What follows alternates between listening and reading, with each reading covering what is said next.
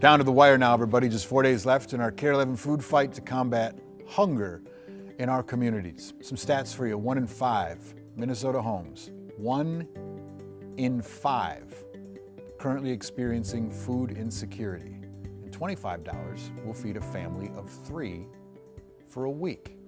This year, we're partnering with the Salvation Army to fill their food shelves, and the clock is ticking. We got a goal to meet 1 million meals served. That's what we want to do.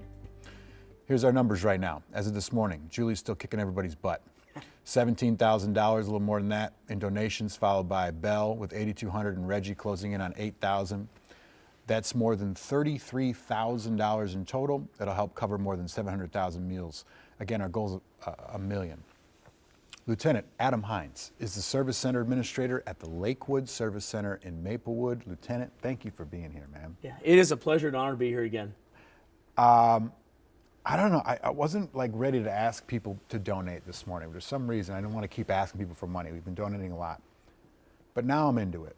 Yeah. Because let's say 80,000 people are watching right now. Sure. I hate saying this, but if everybody gave $1, if you see the QR code right there, give $1. You feel great for the rest of the weekend, and if all of you did it, we would be over $100,000 in the next hour. Yeah. I'm not trying to sell this. I just feel like power behind this. Yeah, absolutely. And maybe you can tell me what you're seeing. Yeah, so in our location, we see people come in regularly, and they often have a similar, sometimes similar story that maybe I've never been to a food shelf before. And they feel like, I really don't know what to do. And we come in and say, we're here to meet your need exactly the way you've expressed it. It's okay that you've never been to a food shelf before. We're here to provide some grace and to meet that immediate need. And those resources of money and food are what allow us to give those people a sense of dignity and a sense of feeling better about themselves when they leave our locations. Yeah, there's some self-pity and maybe some shame involved in that whole process. Yeah. And I feel shameful that people have to go through it. And we can help. We can do something about it. I want to ask you about what you've seen change over the last few years. I remember going to a food shelf, I think it was 2 years ago, and they said in 1 year they saw double the amounts of people coming through. Things have gotten substantially worse over that 1 year period following the pandemic and sort of now. What are you seeing now? Yeah, and I wish I could say that things are better, but we've also seen numbers double again.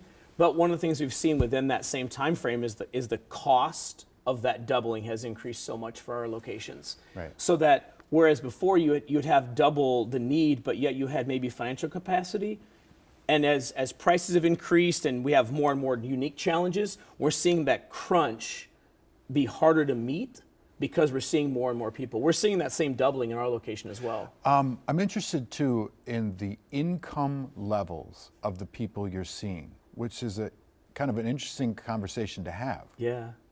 And one of the things is, we don't collect lots of information. That's one of the nice things too about our locations is that we welcome people in, and I'll be very honest from what we do know, it's a very wide swath of our communities that are coming in.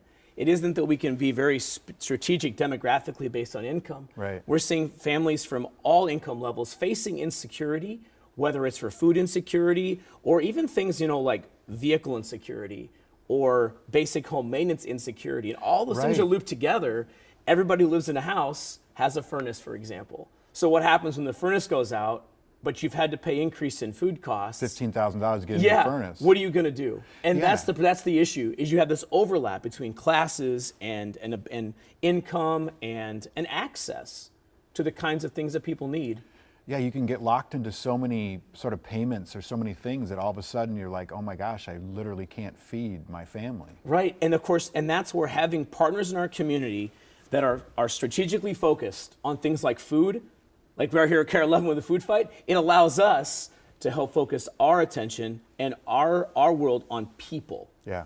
Not so much on this wide thing, but on people and their needs when they come in. And that's what often people are seeking. Right. Is they want to meet somebody at a heart-to-heart, eye-to-eye level and have a conversation with them. And that's a story that people are then willing to share about the Salvation Army and their experience. Yeah, food is love, man. Yeah, absolutely. Food is love. Right? Well, we appreciate what you're doing, and we're going to try and help out as much as we can. I know the folks at home are right now too. I hope to see these numbers go up during our show. I'm on Team Julie. Okay, all right. Not that it really matters, but I'm on Team Julie. Sammy's on Team Reggie, though. Oh, okay. And Sammy has like a rock in her shoe. She really wants to talk to folks right now, and she feels impassioned about this. Sammy, what's your take on this? Yeah, hi Chris. So actually just this week I talked with a man, Bill Thompson. He shared an incredible story with us about how he volunteered his entire life. Then something happened to him. There was a flood in his home. He found himself homeless. And organizations that help folks in a tough spot, they're facing some tough couple months ahead with a state budget that isn't looking as good as a lot of people hoped, with federal cuts, and they're saying that they need help, keeping these organizations alive. So I'm on Team Reggie. This is an important cause. I know that everyone is impacted by rising costs, but the thing is, we need to take care of our community. And if you're in a position to help out, it would mean a lot to us. It would mean a lot to the people that the Salvation Army helps. If you could just, like Chris said, donate just $1. And if we all just chipped in a little bit, we can make a big impact. And that's my case for Team Reggie. Again, it doesn't matter who you donate to. Reggie, right now, he's number 3. So I'm sure it would lift his spirits to see folks kind of lifting up his numbers a little bit. So that's my case for Team Reggie. Thanks, Chris. Well said, Sammy. Thank you. Maybe you can donate a gallon of maple syrup too. That she's going to tap the trees there later today. Oh, nice. Yeah, that's where she's at the Arboretum.